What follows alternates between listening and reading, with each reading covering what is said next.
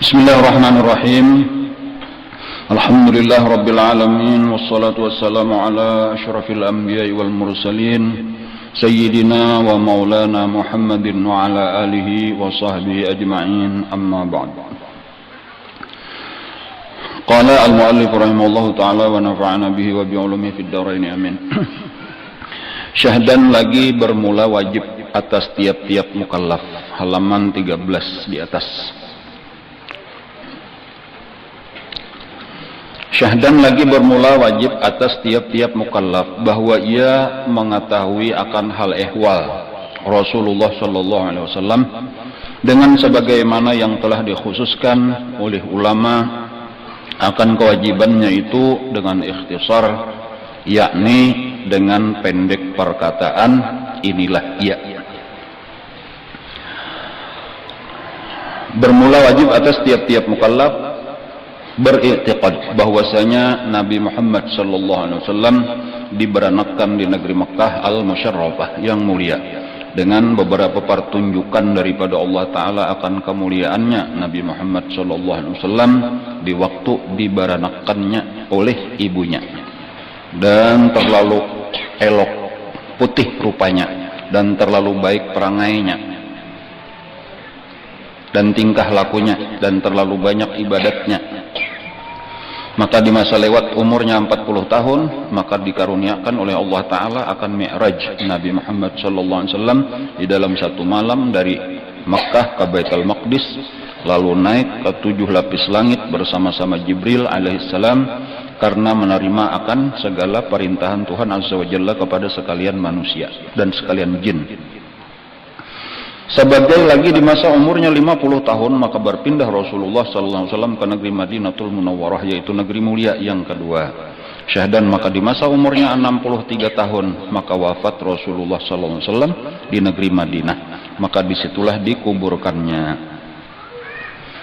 Sebagai lagi wajib diketahui akan nama ayahanda bunda Rasulullah SAW, dan demikian pula dengan kata setengah daripada ulama bahwa wajib mengetahui akan nama-nama anak bininya, dan inilah tersebut di bawah ini bilangan sekalian mereka itu dengan tambah lagi nama-nama 4 sahabat dan cucunya Rasulullah dan mak susunya radhiyallahu anhum. Alhamdulillah hari ini kita bisa hadir kembali dengan taufik hidayah Allah Subhanahu wa taala. Mudah-mudahan taufik hidayahnya terus diberikan kepada kita, amin ya rabbal alamin. Pelajaran kita sampai kepada kewajiban mengenal kisah, mengetahui sebahagian daripada kisah Rasulullah sallallahu alaihi wasallam. Jadi di sini bacaannya bermula wajib atas tiap-tiap mukallaf. Jadi wajib syar'i bahwa ia mengetahui akan hal ehwal Rasulullah sallallahu alaihi wasallam. Wajib kita mengetahui kisah Rasulullah. Nah, tetapi nang wajib itu daripada kisah Rasulullah itu sedikit. Sebagaimana yang telah dikhususkan oleh ulama akan kewajibannya itu dengan ikhtisar. Nah, jadi arti ikhtisar ringkas. Jadi sedikit nang sudah kita bacakan tadi itulah nang wajib diketahui. Rasulullah lahir di Mekah, umur 40 tahun diutus jadi Rasul, kemudian sekitar 50 tahun Isra Mi'raj, kemudian hijrah ke Madinah, wafat di Madinah, dikuburkan di Madinah. Itu aja nang wajib tahu. Jadi seandainya itu ada tahu berdosa orang Islam. Misal di mana ujar orang Nabi Muhammad itu dilahirkan, udah tahu ya di rumah sakit kalau aja dosa karena wajib tahu bahwa sidin lahir di Makkah, atau orang bertahun di mana garang kubur Nabi kami itu jarang Rasulullah atau Nabi Muhammad tuh kuburnya di mana, ada tahu juga aja di Al-Kah, kira-kira tuh aja berdosa atau jadi wajib tahu di Madinah. Isra Mi'raj itu kemana aja? Nah, kada tahu juga misalnya. Nah, jadi tahu nangaran Isra dari Makkah ke Baitul Maqdis, Mi'raj dari Baitul Maqdis ke langit dan seterusnya.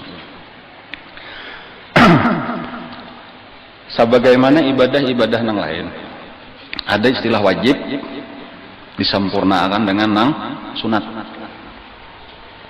Nah kayak itu juga ilmu kita tentang kisah Rasulullah itu nang wajibnya sedikit, sisanya berarti hukumnya apa? Sunat.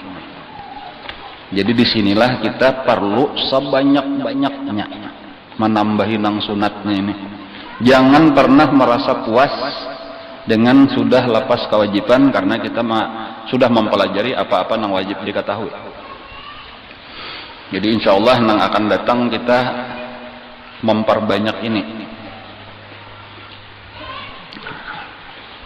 Salah satu sunat nang penting lah, jadi ya kadang-kadang nang meremehkan, merendahkan sunat-sunat nang lain. Cuman kayaknya mungkin kita kada perhatikan sunat sambahyang, sunat puasa, sudah jadi kerjakan tak sunat-sunat nang lain tak. Baca salawat, baca Quran, sedekah itu sunat saja berarti anda.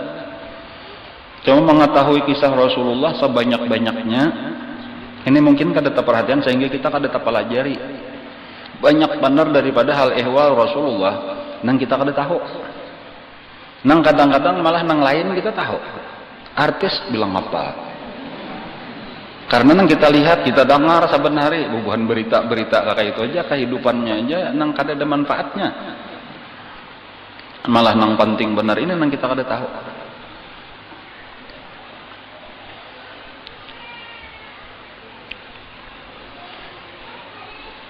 Jadi nang paling penting sabujurannya adalah di dalam hidup kita itu mengenal Rasulullah.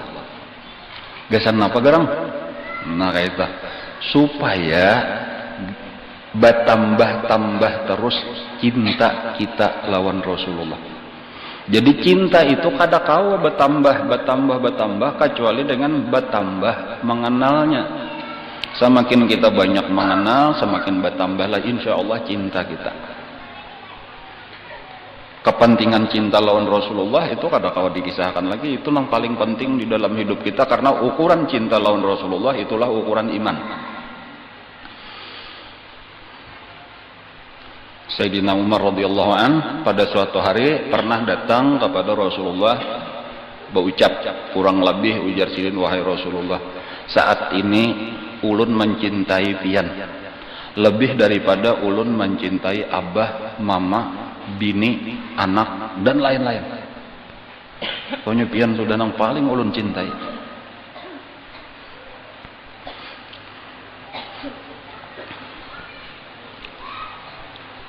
Ujar Nabi, kalau lawan diri ikam seorang pang, nah orang lebihnya tuh kayak itu. Illa nafsi allati baina jambayya, kecuali diri ulun nang berada di awak ulun, ini memang nang paling ulun cintai. Sesudah diri ulun itu nomor satu pian. Ujar Nabi, iman ikam belum sempurna lagi wahai Umar, sebelum aku ikam cintai lebih daripada diri ikam sendiri. Di dalam satu riwayat beberapa hari kemudian ada nang beberapa saat kemudian bebulik pulang Sayyidina Umar. Lalu berucap, wahai Rasulullah, sekarang pian lebih ulun cintai daripada diri ulun sendiri. Lalu dijawab oleh Nabi, sekarang iman engkau sudah sempurna.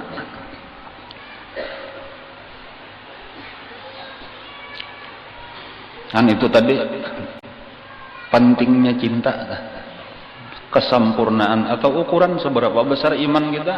Jawabannya seberapa besar cinta kita lawan Rasulullah. Tadi mungkin sebelum membaca apa tadi Hidatul Awam tadi pian mungkin ada yang melihat di TV tadi itulah ulun anukan videonya entah ada kisah Uwais Al-Qarani itulah. Itu salah satu yang disebut oleh Nabi sebagai saudaraku. Nah, saudara. Kada pernah bertamu Rasulullah. Kayak itu kalau kisahnya entah. Tetapi disebut oleh Nabi sebagai saudaraku. Saudara oleh Nabi. Itu diantara penyebabnya itu kecintaannya kepada Rasulullah luar biasa. Jadi ada daripada umat Nabi nang dianggap oleh Nabi sebagai saudara sidin. Ujar Nabi, wa syauqah ila ikhwani, alangkah rindunya aku kepada saudara-saudaraku. Alangkah rindunya aku kepada saudara-saudaraku. Ujar sahabat-sahabat Nabi, kami ini siang malam lawan pian wahai Rasulullah. Ujar Nabi, kalian ini adalah sahabat-sahabatku, bukan saudara-saudaraku. Saudara-saudaraku itu adalah orang yang tidak pernah berjumpa dengan aku, tetapi mencintai aku, rindu kepada aku. Di dalam satu riwayat itu seandainya ini berisian ya dunia seisinya lah, rela dihurupakan asal bertamu lawan Rasulullah. Itu hasil daripada cinta nang itu tak. Dan ada orang-orang nang kakak itu tak, orang-orang nang kakak itu, kita usahakan kita menuju ke situ. Dan ini sabujurannya nang dibimbing kita ini, dibimbing oleh guru kita tuh jalan kita jalan ini. Jalan cinta kepada Rasulullah sallallahu alaihi wasallam nang disebut tariqul mahabbah. Ujar guru kita, tariquna tariqul mahabbah la ghair. Jalan kita ini ngarannya adalah jalan mahabbah, bukan yang lain. Bahkan la tariqul amal, bukan jalan amal. Bukan berarti kada beramal kada, tetapi amal itu sampingan lah. Kita beramal juga, tetapi bukan utama itu. Nang kita utamakan itu mahabbah. Seseorang akan dikumpulkan dengan orang yang dicintainya walau amalnya kada sama, walau lam ya'mal bi'amalihim. Jadi nang mengumpulkan kita dengan orang yang kita cintai itu karena cintanya tadi, bukan karena harus sama amal. Jadi di zaman inilah di zaman para kiamat sudah nah. Beramal kita ini pengulir juga. Tapi kita beramal juga tuh, amal kita itu kada pernah baik kayak amal-amalan orang dahulu. Jadi lalu tapi jalan itu kada tertutup. Jalan untuk parak kepada Rasulullah, parak kepada Allah itu kada tertutup ada. Yaitu nang boleh jadi satu-satunya jalan lagi, wah ini boleh jadi tuh untuk kita tuh satu-satunya jalan lagi, yaitu jalan mahabbah. Alhamdulillah, amin kita bertamuan sudah tuh, artinya tahu jalannya tuh, tinggal kita membujurakan jalan ini aja. Nah, di antara caranya tadi untuk meningkatkan terus mahabbah kita kepada Rasulullah itu banyak-banyak kita belajar, mempelajari kisah. Jadi insya Allah mulai hari ini dan seterusnya pengajian kita isinya kisah. Nah, akur benar pian, kalau perlu kitab kada usah dibawa lagi. Selama kurang lebih 10 bulan setengah sampai nisfu artinya pulang dah, menyada umur.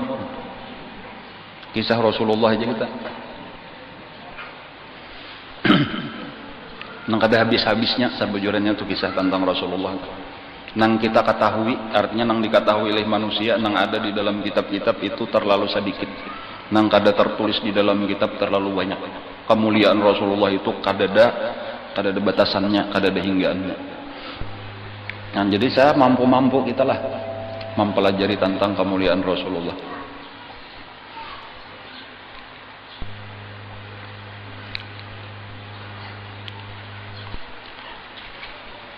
Disebutkan tadi juga itulah sebelum kisah Uwais Al-Qarani tadi ada kisah Yaman.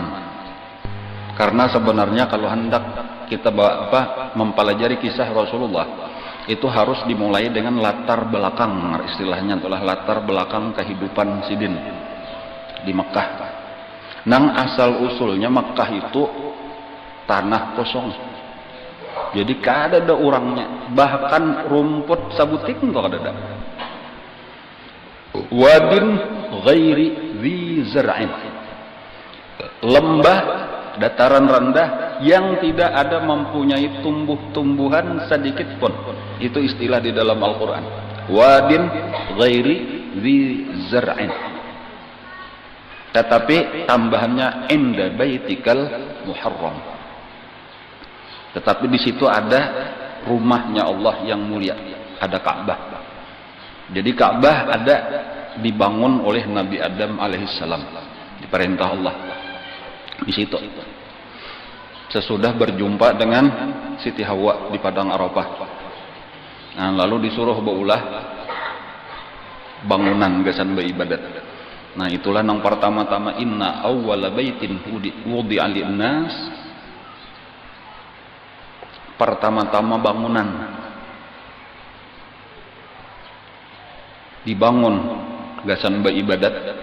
Nah ialah nang di Makkah alladzi bi Bakkah.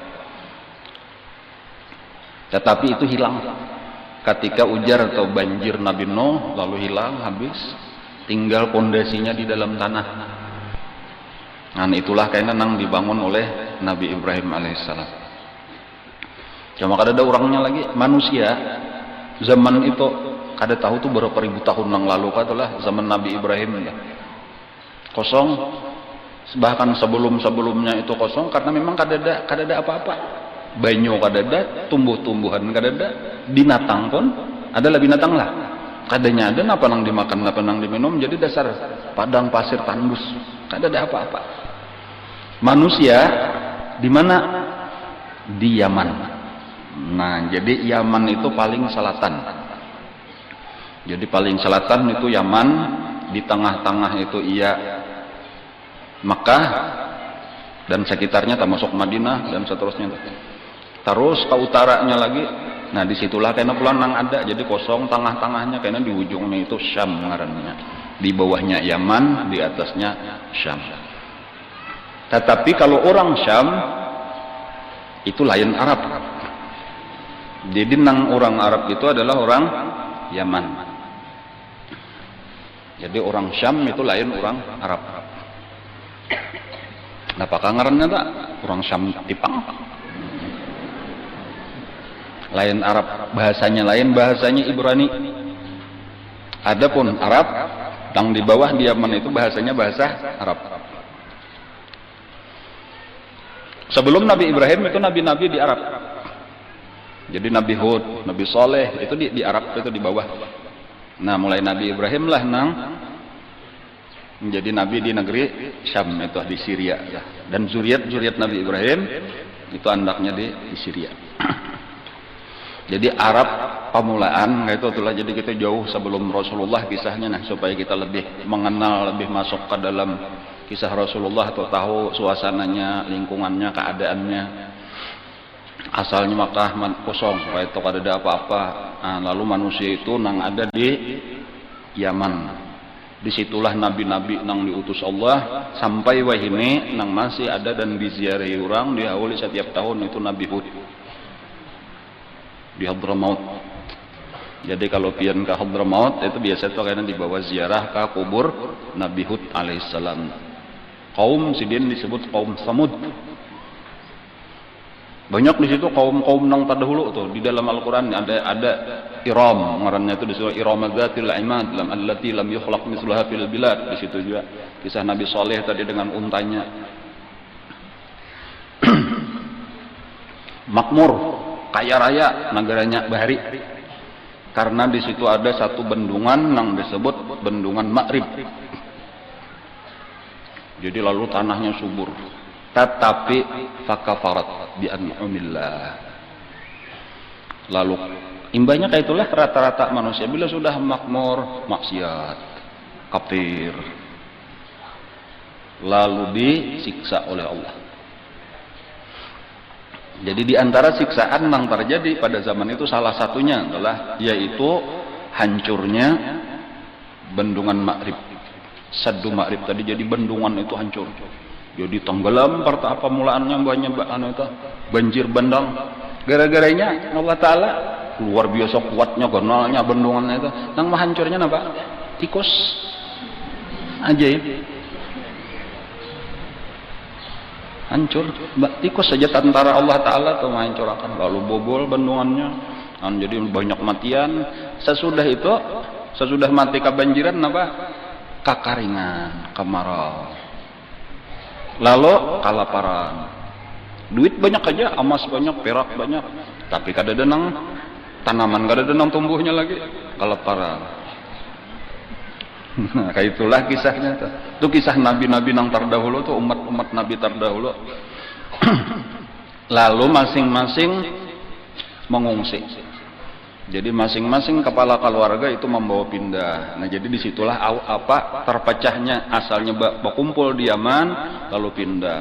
Ada nang ke Irak pindahnya, ada nang ke Syam tadi. Nah salah satu daripada suku nang berpindah itu adalah disebut Bangaran Bani Jurhum. Nah, jadi Bani Jurhum itu pindah mencari tempat nang ada banyu, kemudian ada kawa berusaha, bertepatan kurang lebih dengan perjalanan berangkatnya Bani Jurhum dari Yaman menuju ke utara. Belum tahu lagi kemana tujuannya. Pada saat itulah Nabi Ibrahim alaihissalam itu membawa bini Sidin Siti Hajar dengan anak Sidin nang masih bayi Nabi Ismail alaihissalam atas perintah Allah subhanahu wa ta'ala diletakkan di samping Ka'bah nang cuma pondasinya aja. Pondasinya pun ada di dalam tanah. Jadi kata kalian cuma, jadi itulah nang ujar Nabi Ibrahim alaihissalam di dalam Al-Quran, Rabbi inni askantu min dzurriyyati biwadin ghairi zi zar'in inda baitikal muharram. Sementara bini nang saikong itu ditinggal di Palestina, ngarannya Sarah. Balain berdua nih lain benar. Sarah itu wanita paling cantik. Adapun Hajar itu budak. Lawas kawin kada beisian anak. Lalu Siti Sarah juga nang menyuruh, amun anu gagawayan pian kawine si galuh nah. Mudahan pian dapat zuriat. Ayo ujar Nabi Ibrahim. Lalu dikawini, lalu beisian anak, suka benar. Sekali sudah melihat orang beranak, cemburu. Isa kalinya kata zaman juga. Nah itulah nang Allah menyuruh pisah tadi, sudah pisah. Kayak itu kisahnya tuh, kayak itulah keadaannya tuh. Sekali diperintah tapi dibawa ke Mekah. Lalu diandak di situ. Sudah diandak di situ diturunkan Siti Hajar, diturunkan Nabi Ismail, langsung berpaling Nabi Ibrahim. Berbulik menuju Palestina. Kiau-kiau Siti Hajar nah kada disahuti lagi. Nak mana pian, kada disahuti. Lalu penghabisannya dipingkuti bajunya. Baju Nabi Ibrahim. Lalu kata-katanya kayak ini aja. Apakah ini perintah Allah? Allahu amaraka bihadza. Allahkah yang menyuruh pian meninggalkan kami berduaan di sini? Faqala na'am. Ujar Nabi Ibrahim, ya, aku perintah Allah. Idzan la yudayyi'ana, itu kata-kata Siti Hajar. Idzan la yudayyi'ana. Kalau Allah memerintah silakan pian bebulik, Allah kada batah membiarkan kami, kada batah menalantarakan kami. Ujar tu jaka bahasa kita sabutul aqua banyu sakantungan halus kurma. Itulah nang ditinggali oleh Nabi Ibrahim alaihissalam. Tinggalkan perjalanan sebulan tuh dari Makkah ke Palestina tuh perjalanan sebulan bawa unta nang laju. Kada ada harapan bebulik lagi tuh, biar bebulik pulang berarti 2 bulan akan datang tuh membawa sampai bebulik pulang 2 bulan hanya sampai hanya bertamuan pulang. Dan tetapi ini satu pelajaran gesan kita tah. Kalau ay laki meninggalkan misalnya. Ada aja Allah Taala. Allah kada menyia-nyiakan kita.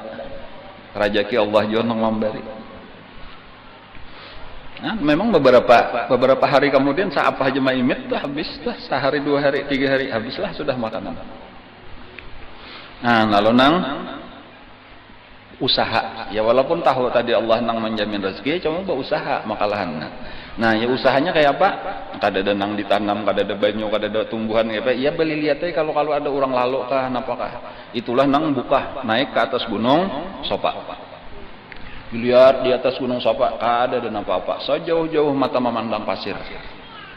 Dilihat di situ cuma ada sebuting pulang gunung nang kada terlalu tinggi, Marwah. Buka ke situ. Naik pulang dilihat-lihat kadada duduk di situ tak. Apa namanya? Kalau ada sudah di sebelah situ pulang buka pulang ke sapa. Itulah bulang-bulik sampai 7 kali berakhir di Marwah. Anyar kegenangan anak dirabahakan di keandakan data. Nah, pada saat bolak-balik itulah malaikat Jibril datang, lalu dengan sayapnya Jibril itu ditabuk oleh Jibril atas perintah Allah, maka memancarlah air tepat di kaki, di batis Nabi Ismail alaihissalam. Jadi bebulik dari Marwah sekalinya banyak memancar di antangan batis anak. Yanang di pasir dikumpulkan, ditahan supaya jangan sampai layau, jangan larut. Seandainya jika ditahan oleh Siti Hajar, maka di Mekah itu akan menjadi sungai yang sangat besar. Cuma bagus saja juga ditahan tadi jadi sumur Zam-Zam akhirnya. Jadi ini pertama sabuting di situ kita tahu di situ ada kisah sumur Zam-Zam. Dan kita tahu ada di situ Bukit Sofa, Bukit Marwah. Dan di situ parak situ juga ada pondasi Ka'bah. Nah, lalu karena beberapa tahun, kadang beberapa hari, beberapa bulan lagi, beberapa tahun kemudian hanya karena datang Nabi Ibrahim alaihissalam. Sudah kawa mendangani begawian. Nah, kawa disuruh sudah, jadi entah umur berapa itu. Hanyar datang. Pertama bertemuan anak sudah ya mungkin 8-9 tahun kawa di apa? Kawan mencari kayu jaka kita. Nah, cuma tadi imbahnya sudah dikumpulkan banyak tadi oleh Siti Hajar. Pada saat itulah kisah napa tadi Bani Jurhum lewat di situ. Bani Jurhum itu pertama-tama melihat burung tarabangan dan turun ke tanah. Itu tanda bahwa di situ ada banyak. Nah, melihat burung. Nah, itu ada banyak. Nah, itu kalau pindah di tengah padang pasir juga nih lihat ke atas tuh melihatin apa? Melihat burung ke mana burung terbang, situ ada banyak. Nah, lalu diiringi arahnya itu tadi, disitulah bertemuan. Sekalinya ada 2 orang di situ, ada seorang ibu dengan anak bayinya. Nah, di higa sumur tadi itulah nang di kadada makanan jadi minum itu aja. Nah, cuma itu sampai saat ini Zam-Zam itu bukan hanya menghilangkan haus tetapi menganyangi. Jadi amun kadada makanan itu tahan dengan minum Zam-Zam. So banyak-banyaknya minum kanyang. Itu kelebihan air Zam-Zam. Jadi wallahu alam entah berapa hari itu nang Zam-Zam itu aja kurma jelas habis, sudah tinggal Zam-Zam itulah lagi makanan dan minuman Siti Hajar dan Nabi Ismail. Nah, orang Jurhum ini adalah orang-orang nang baik. Nah, kadang nang melihat ada bibinian, ada kakanakan langsung ke situ diambil banyak, apalagi atau direbut kan enggak. Mereka minta izin. Bolehlah kami minta banyak di sini dan karena kami bayar harganya. Kami hendak memakai banyak di sini dan kami akan menukar. Itu awal-awalnya tuh. Jadi itu akhlak nang baik lah. Kadang minta apalagi merampas kada. Jadi di situ ada Hajar aja kita, lalu akur ujar Siti Hajar. Nah, jadi gawian apa bajual banyak Zam-Zam. Kada tahu berapakah saimbir, berapakah sajirigen gitu. Nang orang Jurhum tadi karena berduit ada itu menetaplah di situ masing-masing baulah rumah di situ karena tadi di Yaman kada kawa didiami lagi pada saat itu. Nah, itulah awal-awal karena penduduk Makkah nang pertama. Nah, kisahnya nang pertama datang tadi yaitu kisah penyembelihan Nabi Ismail itu karena kisah itu sudah mulai ganal. Kemudian kisah datang nang kedua itu diperintah untuk membangun Ka'bah. Karena ada lagi datang itu kisah Nabi Ismail sudah kawin. Nah, jadi beberapa kali memang Nabi Ibrahim itu datang. Dan di antara kisah yang penting tadi ya adalah ya salah satunya adalah kisah penyembelihan itu kita peringati aja insyaallah tahu aja kisahnya itu kisah hari raya Idul Adha. Anta masuk di situ karena ada melontar. Ya kalau lah itu di Mina berarti itu. perintah untuk mendirikan kembali Ka'bah. Nah, lalu disitulah Nabi Ibrahim dengan Nabi Ismail sudah kenal, sudah remaja lah, mencari batu-batu di Makkah itu dikumpulkan, diangkut berdua lalu disusun. Itu keistimewaan daripada ilmu orang Palestina, orang Syria atau orang Syam, maulah bangunan dari batu. Jadi bangunan dari batu itu adalah keterampilan yang datang dari negeri Syam. Adapun orang Yaman itu kalau baulah bangunan itu dari tanah, kabisanya. Kada bisa baulah dari batu. Jadi itu bedanya orang Yaman lawan orang Syam. Jadi nang membangun Ka'bah itu ilmu datang dari Syam, dari Palestina. Karena bila kata-kata Syam itu ya tadi berarti adalah Palestina, kemudian Lebanon, kemudian Syria, kemudian Jordan. Kalau ini 4 negara.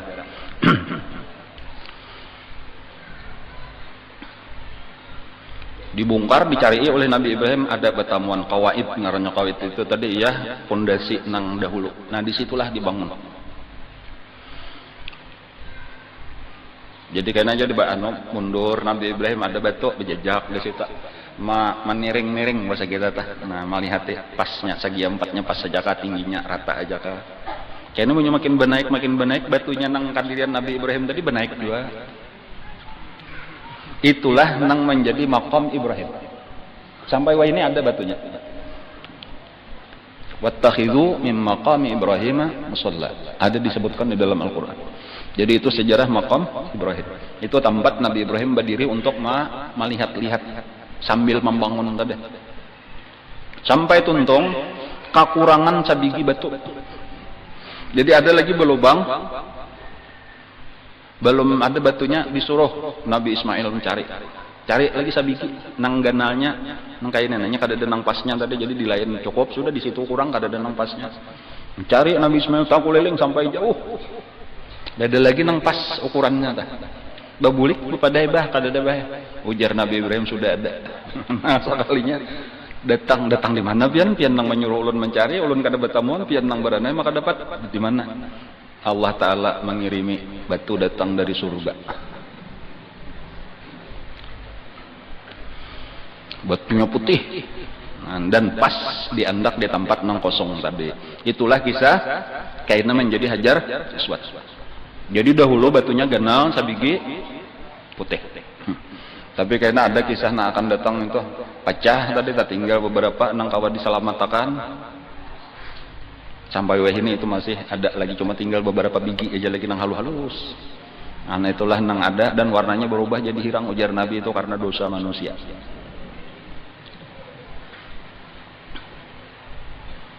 Jadi kira-kira bahari kada Hajar Aswad telah putih telah Hajar Abyad.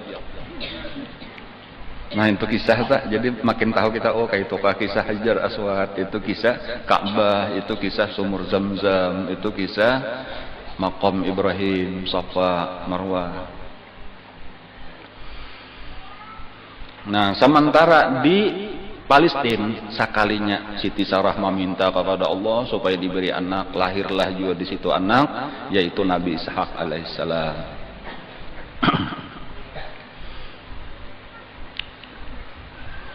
Nabi Ismail akhirnya kawin dengan perempuan dari Bani Jurhum. Kisahnya sampat 2 kali kawin. Nah, gitu. Kawin nang pertama dengan bibinian nang penyarikan. Pemamayan, banyak mengeluh. Nah kayak itu aja istilahnya, mungkin nang lebih tepat tadi. Banyak mengeluh. Kada mau nyamannya, ada aja nang kada pas tas. Nya panas balo, hujan balo. Ngapa aja nyempin ada aja nang kada, kebanyakan mengeluh. Itu kisah Nabi Ibrahim seorang tuh nang hilang dah. Cuma kada bapadah nih pada mintuha nih kada tahu, mintuha kada tahu. Lawan Siti Hajar aja nang tahu nih, lawan Nabi Ibrahim kada tahu. Jadi tahu Nabi Ibrahim sudah kawin, tahu rumahnya, datangi kan sakalina ada nang bini. Ya tadi bertakon kayak apa keadaan laki ikam. Ya tadi bilang mengeluh aja tadi, kada ada nang nyaman. Napa apakah dia? Padahal kan aku bepasan. Bu kada anu kada mahadang artinya atau hendak bulik padahal tadi ada orang bilang ngaranna Ibrahim. Pasannya sebuting aja nih waton nya ke bahasa kita tuh waton nih kada pas nya nu ganti. Itu aja. Jadi kisahnya menyadatang Nabi Ismail nih datang lah bagi saya gini yang kakak itu kan sambil bawa mamai aja. Tadi ada orang siapakah mau datang ngelain aja menyuruh mengganti waton. Ngujar Nabi Ismail tuh abahku. Dan arti menyuruh mengganti waton itu artinya menyuruh mengganti bini. Dicerai, ditalak oleh Nabi Ismail. Lalu kawin pulang dengan bibinian nang kedua. Nah ini bibinian nang sabar. Nah ini pelajaran aja kesan kita nah. Kita nih hendak waton pertama, waton kedua. Jadi jangan banyak mengeluh. Nyenangaran dunia ini kada denang nyamannya. Dunia ini daru balwa. Ada aja kaluhannya tuh, ada nyenang kada ada kaluhan tuh di surga. Banyak berduit misalnya tuh lah hendak bagi orang yang kada banyak berduit. Punya sudah banyak berduit itu apa kah kaluhannya? Alih aja banyak berduit ini maling bilang orang hendak berhutang ke sini aja minta sumbangan ke sini. Muyak benar. Nya kada denang nyamannya, susah kada nyaman juga, sugih kada nyaman juga.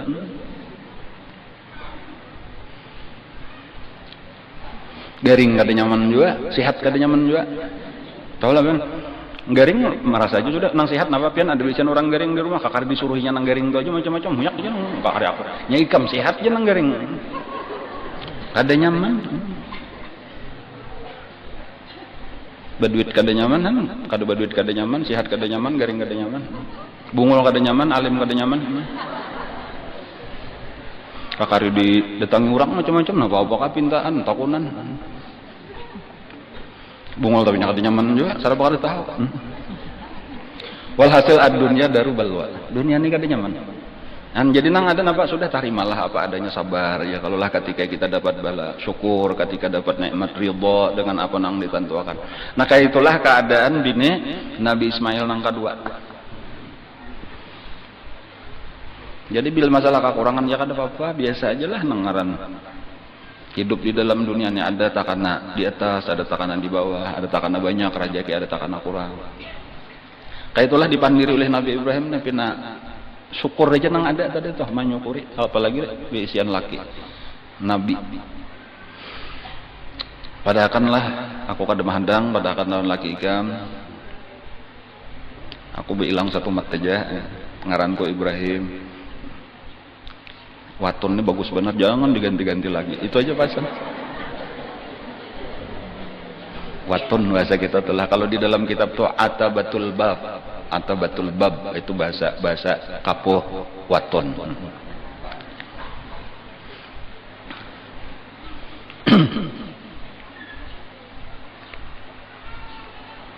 Nah sesudah tuntung membangun Ka'bah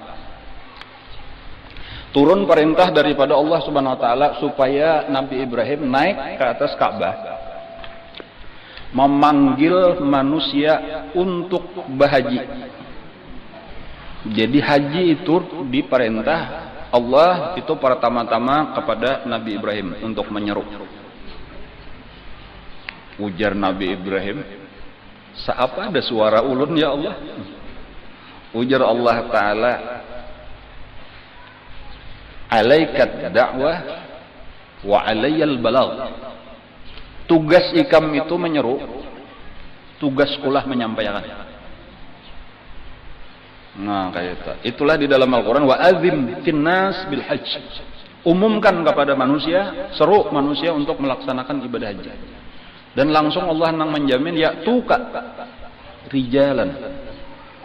Mereka akan datang berjalan batis. Wa ala kulli dhamir dan yang berkendaraan. Jadi ada nang berjalan batis, ada nang bertunggangan. Ya'tina min kulli fajjin amiq.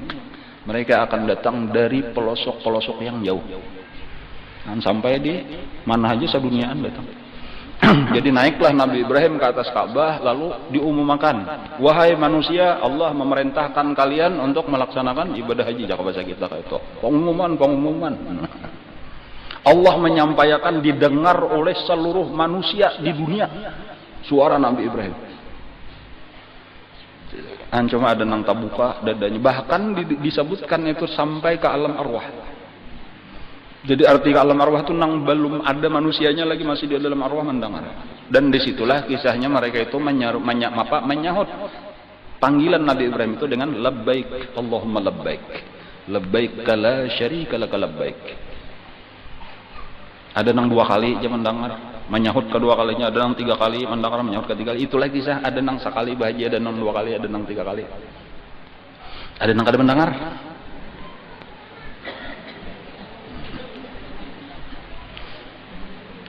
Dan kita mendengar dan menyahut. Kayak itu. Cuma kadang-kadang nang diwajibkan beritaan bang nang mampu aja itu. Cuma kayak itu kisahnya, atau kisah kewajiban haji itu. Jadi Nabi Ibrahim tadi nang menyeru. Lalu mulai saat itulah berbondong-bondong kurang datang. Nah, lalu Nabi Ismail lah nang melayani. Jadi Nabi Ibrahim boleh pulang ke Palestina, Nabi Ismail lah nang melayani orang haji. Nah, disiapakan diantaranya minuman. Jadi panitianya Nabi Ismail menyiapkan minuman dari air zam-zam tadi. Jadi gratis, ambilnya haus minum. Sampai begini, nilainya kita tawaf main apa-apa di dalam Masjidil Haram itu, di luar nangaran zam-zam itu terus siap dan gratis sampai begini.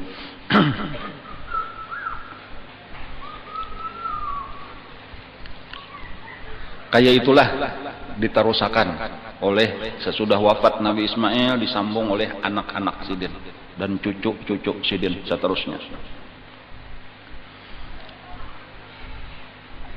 Ada satu kisah kalau nggak salah.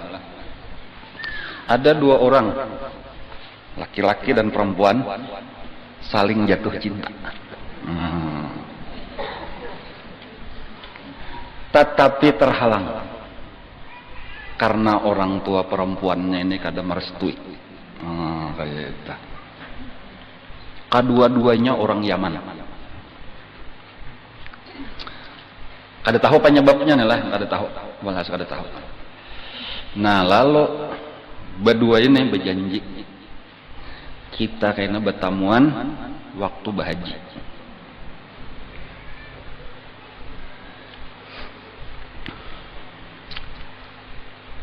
Nah, kayak itulah walhasil tadi sama-sama tulakan berhaji dari Yaman.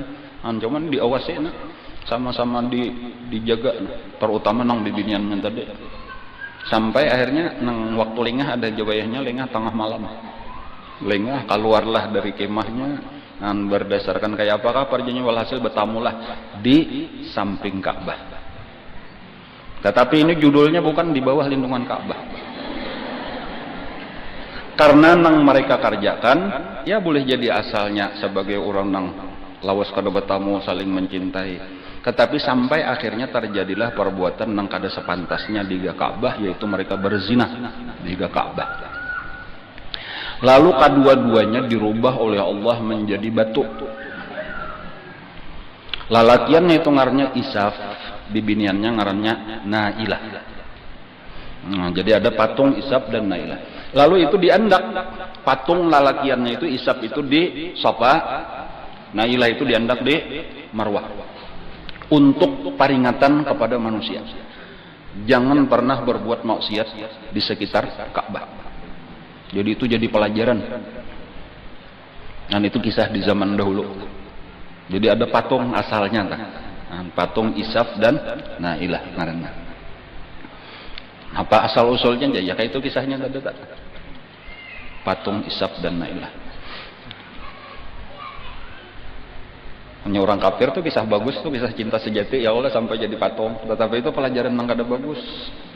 Karena bintangan tadi berbezina di higa Ka'bah.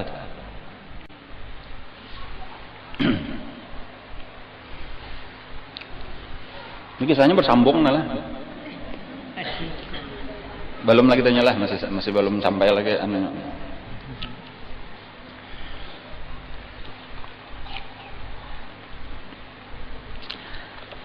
datang serangan di kota Mekah. Nah, jadi nangaran Mekah ini sudah maju, sudah menjadi kota besar, ekonominya maju, adalah karena orang-orang bahaji terus lalu jual beli di situ terjadilah menjadi kota nang makmur. Nah, ada suku di luar Mekah itu nang hendak menguasai Mekah. Nah, lalu diserang, terjadi peperangan. Nang ngarannya Bani Khuza'ah. Bani Khuza'ah ini asalnya sama-sama datang dari Yaman juga, cuma di luar Mekah berdiam. Nah, lalu melihat Mekah, asalnya kan kepingin di Mekah lagi tandus, semuanya sudah makmur, kepingin menguasai Mekah. Lalu terjadi peperangan, nang akhirnya menang Bani Khuza'ah, lalu suku Jurhum itu binasa. Tetapi itu sesudah ditinggalkan oleh Nabi Ismail beberapa waktu.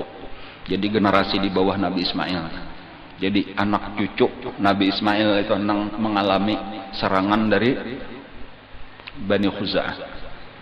Pemimpinnya itu Bangaran Amr bin Luhai. Itu karena terkenal, Amr bin Luhai itu terkenal di dalam sejarah Islam. Jadi tahu kita siapa itu Amr Amr bin Luhai. Itu adalah orang yang merebut Mekah sesudah Jurhum, berasal dari Bani Khuza'ah. Lalu inyalah menjadi penguasa Mekah, orangnya sugih. Jadi kalau dahulu itu sekadar minuman nang disediakan, sesudah inya berkuasa, inya wani memberi makanan gratis kepada orang bahaji. Mau itu hebatnya pulang tuh dari sisi itu tuh. Dan ini beserta keturunannya, Khuza'ah itu ujar telah menguasai Mekah itu hampir 500 tahun. Berikutnya itu Mekah itu dikuasai terus menerus oleh Bani Khuza'ah. Nah, salah satu peristiwa yang terjadi sebelum Bani Jurhum itu melarikan diri daripada kota Mekah ketika sudah merasa terdesak, merasa cagar kalah, itu sumur Zam-Zam mereka tutup di Limon bahasa kita. Dan karena tahu inilah sebenarnya sumber kehidupan di Mekah itu ini. Jantungnya tuh di sini, pada ringannya di sini, bilanya ini kadada karing sama sekali. Nah, lalu Sapalih bertahan, tetapi sudah sebagai orang yang terjajah lah di situ Sapalih melarikan diri. Dan cuma sejak saat itu hilanglah sumur Zam-Zam. Dan itu beberapa ratus tahun kemudian karena hanya dibuka kembali sumur Zam-Zam itu oleh kai daripada Nabi kita, yaitu Abdul Muttalib. Jadi lawas benar tuh, lebih 500 tahun artinya tuh sumur Zam-Zam itu hilang. Nah, tetapi tetap aja tadi, cuma Bani Khuza'ah itu mengambil banyak dari luar Mekah. Nah, cuma tetap Mekah dikuasainya. Jadi sumur Zam-Zam hilang, Mekah tetap dikuasai. Nah, lalu yang terjadi itulah diantara peristiwa besar yang menjadi sejarah. Sejak zaman Nabi Ismail, Nabi Ibrahim, Nabi Ismail dan seterusnya itu sampai kekalahan Jurhum, itu seluruh Arab itu sudah beragama dengan agama Nabi Ibrahim atau agama Nabi Ismail. Ngaran agamanya itu disebut agama Hanifiyah. Jadi apabila ada di dalam Al-Quran itu disebut karena Ibrahim itu apa? Hanifam, muslimah. Jadi agamanya itu agama, napa ngaran agama Nabi Ibrahim, napa ngaran agama Nabi Ismail, Hanifiyah. Ngaran agamanya itu, yaitu agama nang menyembah Allah Subhanahu wa taala. Sembahyangnya, ibadahnya itu sembahyang 2 kali sehari, ujar itulah pagi 2 rakaat, sore 2 rakaat. Dan itulah yang terus dilakukan oleh orang-orang sampai kepada Rasulullah sallallahu alaihi wasallam. Sebelum diangkat menjadi nabi, Abbasidin Kai itulah ibadahnya. Jadi agamanya ngarannya agama Hanifiyah. Nah, lalu pada suatu hari penguasa Mekah nang hanyar nang Bangaran Amr bin Luhai itu pergi ke negeri Syam. Lalu di pedalaman negeri Syam itu ada satu suku ngarannya Amalik atau Amalikah. Mereka itu menyembah patung. Jadi puga melihat orang, kenapa ini menyembah patung? Lalu betakun lawan orang situ, kenapa mereka menyembah patung? Ujar mereka, ini adalah wasilah kami kepada Allah. Nah, untuk mendekatkan diri kepada Allah, dan mereka ini membantu kami. Napa apa nang kami minta bilanya kami kada beranak bapada minta berdoa di sini minta karena dikabulkan beranak bilanya kami kemarau minta supaya turun hujan macam-macam. Ujar Amr bin Luhai, bisalah aku minta sabuting hendakku bawa ke Mekah supaya karena kami ada juga tempat meminta. Nah disinilah mulai rusaknya agama Hanifiyah. Lalu diberi saikong sabuting saling gonalan ngaran patungnya nah Hubal. Jadi Hubal itu adalah patung atau berhala pertama yang ada di Mekah, dibawa oleh Amr bin Luhai dari Syam, dari suku Amalikah ngaranna. Amr bin Luhai itu seperti raja nang setiap perkataannya itu adalah hukum. Jadi sejak saat itu diperintahkannya wajib sujud kepada Hubal. Maka taatlah seluruh manusia. Kada ada nang waninya melawan. Rajanya bang ini. Nah, jadi mulai disitulah inya nang sebelum itu seluruh orang Arab, seluruh Arab itu adalah ahlu tauhid. Tidak menyembah kecuali kepada Allah. Sejak Amr bin Luhai inilah membawa Hubal, sejak itulah agama Arab itu menjadi syirik. Nah, itu. Makanya Nabi kita itu karena di dalam salah satu hadis beliau ujar Nabi, ra'aitu Amr bin Luhayyin yajurru am'aahu finnar. Aku dilihatkan Allah Amr bin Luhai, padahal itu 500 tahun 600 tahun sebelum Rasulullah. Aku melihat ngaran Amr bin Luhai itu menyeret-nyeret paparutannya di dalam neraka. Jadi paparutannya tap air, kayak itulah jalan-jalannya di dalam neraka. Karena inyalah awal-awal nang merusak agama Nabi Ibrahim.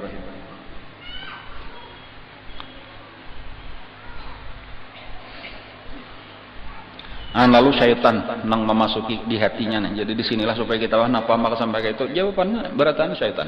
Syaitan itu terus berusaha menyesatkan manusia. Jadi Amr bin Luhai tadi melihat orang nang sesat dimasukinya, ya kayak ikam kayak itu juga. Saya tahu ikam anu juga karena saya tahu di Makkah karena ada bebanyu juga macam-macam itu. Gila gagawayan. Bahkan karena timbul pemikiran-pemikiran yang lain. Penghabisannya diperintahkan setiap suku itu supaya beulah juga patung masing-masing. Jadi waktu tawaf, waktu di Mekah itu wajib sujud kepada Hubal, tetapi harus dilestarikan itu di kampung masing-masing, tetapi dengan syarat membawa batu dari Mekah. Nah, lalu masing-masing suku itu baulah patung. Nah, disitulah di dalam Al-Quran itu lengkap aja, cuma ulun nang kada hafal ini suku ini napa ngaran anunya. Misalnya itu kalau orang Yaman itu patungnya itu ngarannya Nasar. Orang Irak itu ngarannya Suwa. Ada Yawus, ada Ya'uq, itu macam-macam itu.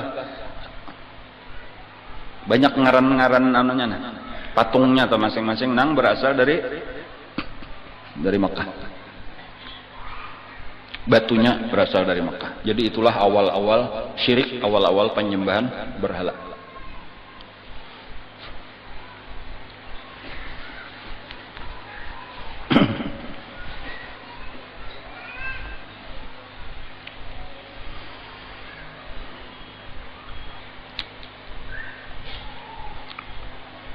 Dan itu terus berkelanjutan sampai kayaknya Fathu Makkah. Fathu Makkah itu ketika Nabi kita memasuki kota Makkah. Nah, lalu pada saat Nabi memasuki Makkah, itu di sekeliling Ka'bah itu ada 360 patung. Mohon banyaknya. Jadi asal sabuting berubah menjadi 360. Jadi di antara godaan bisikan syaitan, kesesatan yang dimasukkan ke dalam pikirannya Amr bin Luhai itu supaya patung yang ada di Safa dan Marwah itu diparakakan ke Ka'bah, diandak di higa sumur Zamzam, Isab dan Nailah, dan wajib disembah. Cuma nya kada tahu lagi kisah bahari bahwa ini orang jahat nang diulah contoh sebagai contoh nang kada baik nang jangan ditiru, tetapi malah disuruh sambah juga, jadi sujud juga di hadapan patung Isa, di hadapan patung Nailah. Andaknya di parak sumur Zam-Zam, kisahnya kayak itu aja.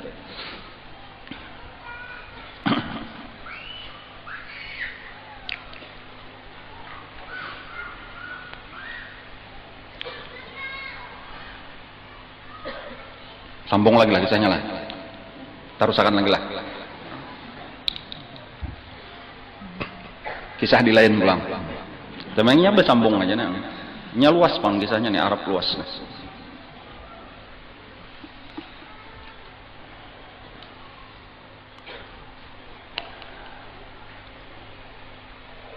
Ada raja Yaman. Raja Yaman itu gelarnya Tubba. Jadi kalau raja di Yaman itu gelarnya Tubba. Raja di Habasyah itu besusu barangan lawan Yaman, nang mahalatnya adalah Laut Merah. Jadi Yaman di pinggir Laut Merah, begitu Laut Merah bila menyubalah naiknya itu ngarannya Habasyah. Ethiopia Jawa ini itu cuma lebih luas daripada Ethiopia. Wah ini. Kalau Habasyah itu rajanya gelar, jaka kita raja bahasa kita tuh, orang situ menyambat untuk raja Yaman Tubba. Adapun untuk Habasyah Najasyi. Jadi itu istilah-istilah sebenarnya sama aja, maksudnya pemimpin tertingginya tuh. Jadi kalau di Persia itu Iran itu ngarannya Kisra. Dan kalau di atas sama sekali tadi di negeri Syam itu ke atas itu sebenarnya Romawi, itu ngarannya Kaisar. Kalau di Mesir itu ngarannya Muqawqis. Itu istilah-istilah aja telah. Pada suatu hari, nah raja ini pemimpin lah, kadang nang raja nang kayak kita nah. Pemimpinnya orang nang paling berpengaruhnya nang berkuasa di situ, itu pepergian ke negeri Syam. Nah, urusan bisnis, berdagang. Anaknya ditinggal di Yasrib, jadi bertamu satu kota Madinah karena akan datang, itu ngarannya waktu itu masih Yasrib. Ternyata di situ banyak sudah manusia, banyak orang diam di situ, ada pasar juga. Lalu ikam nakai tinggal di sini aja, ikam berjualan di sini. Abah aja nang tarus ke negeri Syam, ujar kayak itu itulah. Sesudah berjualan di negeri Syam, bulik menyinggahi anak dahulu di Yasrib di Madinah. Ternyata mendapat berita bahwa anaknya ada tahwal lawan orang Madinah, bakal lahir dan mati dibunuh. Anak Raja Tubba. Maka menyiapkanlah pasukan. Nah, kita berperang lawan orang Yasrib. Bawalah pasukan yang banyak datang dari Yaman. Lalu terjadilah peperangan. Nah, di antara keajaibannya peperangan antara Raja Tubba dengan penduduk Yasrib. Siang hari berperang, itu kayaknya malam istirahat. Itu orang-orang Yasrib itu mengatari makanan dan minuman kepada Raja Tubba dan tentaranya. Jadi kayak itu akhlak ngarannya itu di antara keajaiban akhlak orang Madinah tuh ya. Jadi itu bakalahi masalah tamu, kebiasaan kami menjamu. Kada mau kalaparan malam parut kosong. Kebiasaan kami siapapun yang ada di sini kami beri makannya selama ada. Bila kami kada menjamu berarti di rumah kami kada ada makanan apa-apa. Karena siang kita bakal pulang basah. Itu ajaib kelelah. Dan itu akhlak dan kayak itulah akhlak orang-orang Madinah, orang-orang Arab secara umum tuh kita.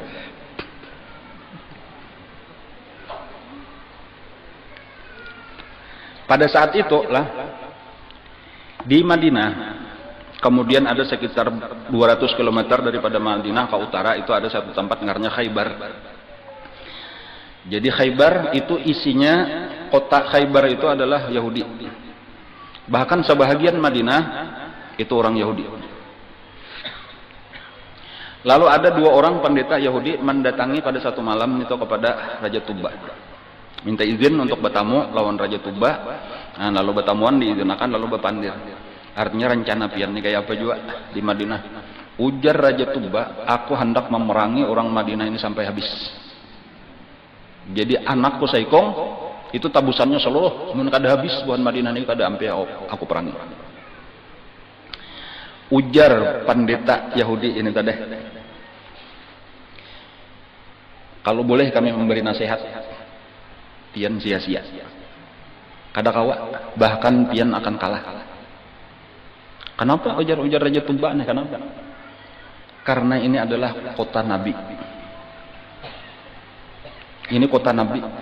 Mereka ini memang disiapkan untuk menyambut kedatangan Nabi. Dari mana ikam tahu? Kami ini dari Palestina berpindah ke Khaybar, sebagian pindah ke sini karena kami menghadang-hadang kedatangan seorang nabi nang ada disebutkan di dalam kitab kami Taurat. Jadi itulah apa kisah di Madinah itu ada Yahudi, itu karena memang mereka di dalam Taurat itu dipadahkan kayaknya di akhir zaman itu akan lahir seorang nabi akhir zaman, lahir di Mekah, pindah ke Madinah, ngarannya Muhammad, itu lengkap ciri-cirinya. Jadi itulah nang jauh-jauh sebelum kedatangan Rasulullah, cuma kada tahu wayah apanya dah. Jadi itu di zaman Raja Tuba tadi tuh sudah ada di situ orang Yahudi. Dan bahkan akhirnya Raja Tuba ini memeluk agama Yahudi.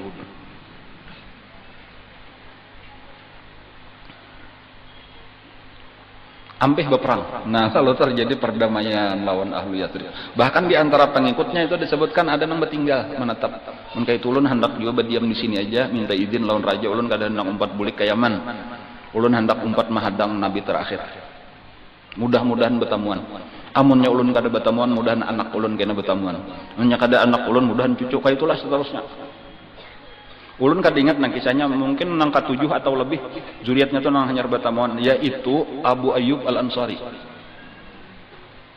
Disitulah kayaknya kisah unta Nabi itu singgah bemandak tuh di muka rumah Abu Ayyub Al-Ansari, karena di tangan Abu Ayyub Al-Ansari itu adalah surat daripada Raja Tuba kepada Rasulullah sallallahu alaihi wasallam. Jadi Raja Tuba itu berkirim surat lawan kawannya nang bertinggal tadi. Nah lah, ini nah, aku berkirim surat bahwa aku beriman, aku percaya dengan Nabi nang terakhir, Nabi Muhammad sallallahu alaihi wasallam.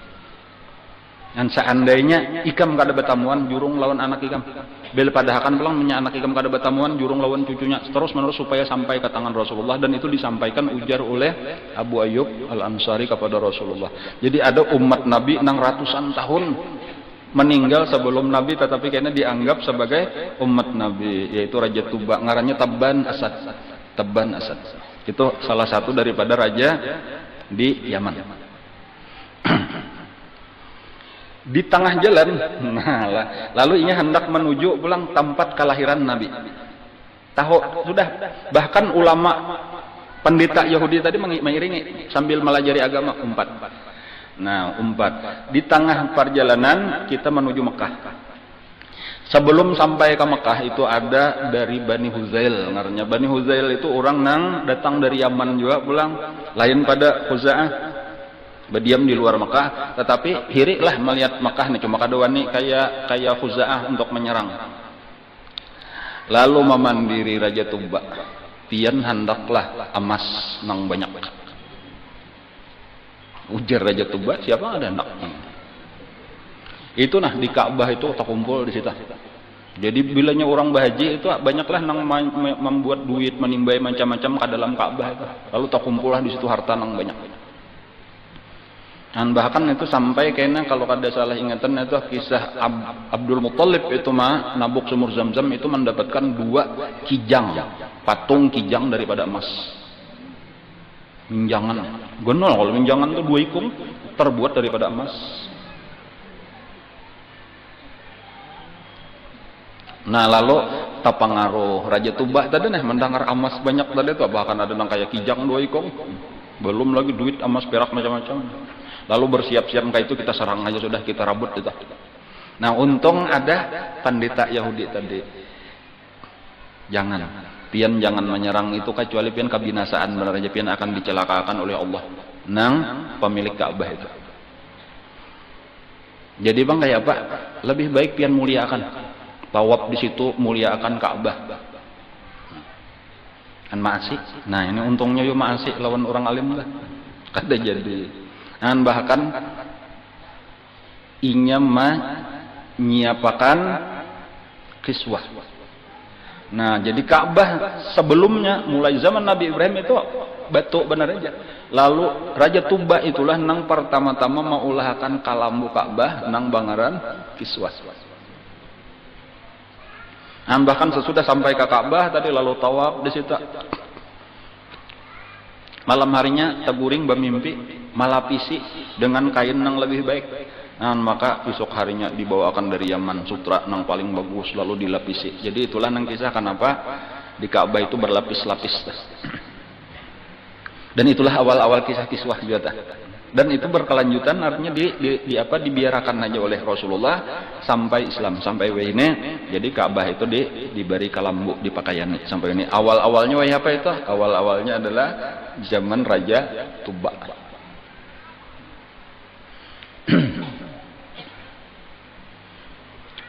Bulik ke Yaman. Nah, kayak itu.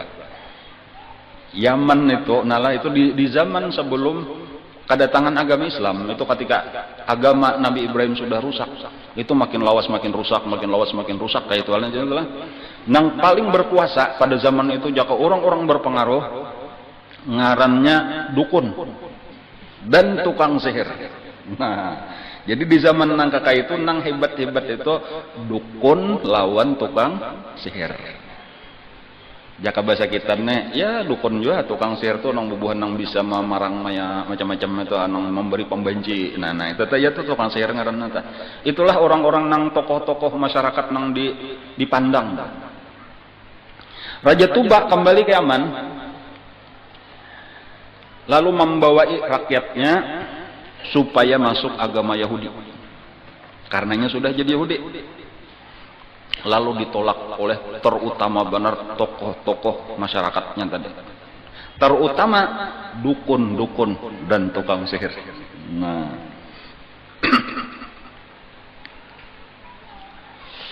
Lalu kayak apa? Jadi musyawarah lawan panditanya, ada membawa panditanya tadi. Ujar pandita. Biasanya apabila ada perselisihan bubuhan pian kayak apa? Biasanya ini bertambah tadi kesesatan atau selain sudah menyembah patung, kami di sini ada beisian api nang dimuliakan, nang bahkan disembah. Apabila ada nang berselisih mengetahui siapa nang bujur siapa nang salah, itu kayaknya berparak di api itu. Bilanya dibuka lawang, ini tutup apinya nih di dalam kamar kata. Itu bilanya dibuka lawang, bilanya disambar oleh api, itulah nang salah. Jadi ujar pandita kayak itu, ayo ulun aja sudah lawan bubuhan dukun, lawan tukang sihir itu nah.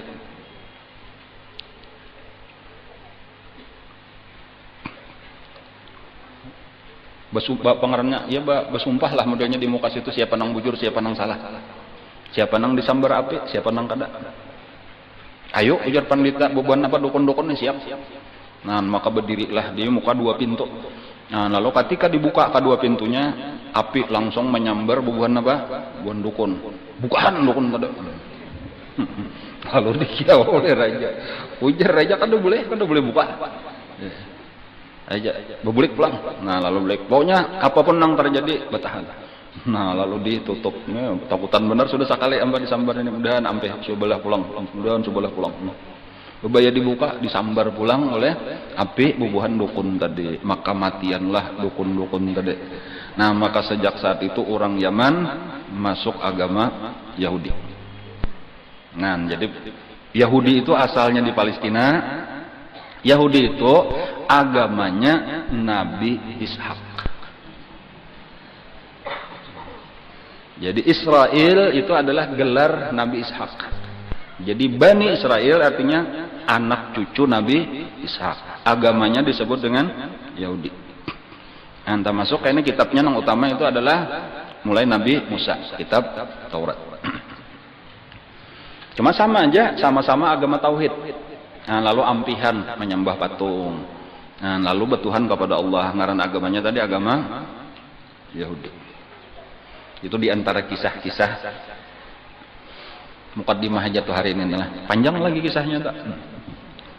Banyak lagi kisahnya. Sampai karena kelahiran Rasulullah dan seterusnya. Cuma ini sebagai mukaddimah untuk menuju kisah Rasulullah. Dan insyaallah karena akan datang ada kalaulah untuk episode berikutnya aja masih seharusnya terakhir itu karena Yaman itu akan dikuasai oleh negeri Habasyah. Di antara gubernurnya ngarannya Abraha. Nah, parak itu bila sudah kisah Abraha itu berarti menjelang tahun gajah sudah. Ancam untuk bersambung. Bagaimana kisah selengkapnya? Nah, itu. Insyaallah karena kita ikuti pada minggu yang akan datang. Mudah-mudahan apa yang kita pelajari ada manfaatnya. Ya Rabbal Alamin. لقضاء الحاجات إلى حضرة النبي وآله الكرام. الفاتحة. أعوذ بالله من الشيطان الرجيم. بسم الله الرحمن الرحيم. الحمد لله رب العالمين الرحمن الرحيم مالك يوم الدين. إياك نعبد وإياك نستعين اهدنا الصراط المستقيم صراط الذين أنعمت عليهم غير المغضوب عليهم ولا الضالين. آمين يا رب العالمين. بسم الله الرحمن الرحيم. الحمد لله رب العالمين. اللهم صل وسلم على سيدنا